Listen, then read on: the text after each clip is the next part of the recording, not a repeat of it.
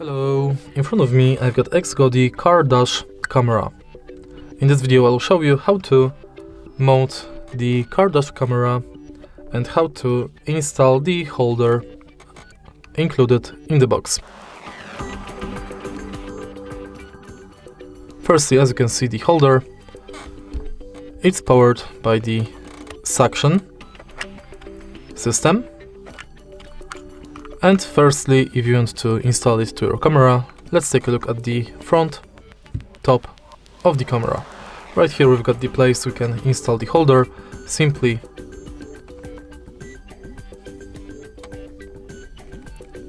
place the holder in this position and then push it left.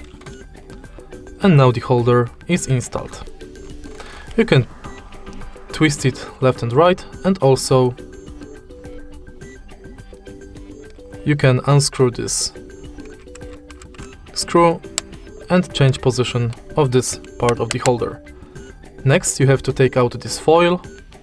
I want to do it, but basically you take it out and in the end place it on your front windshield and twist this part to use the suction system, and your camera will be installed to your front windshield.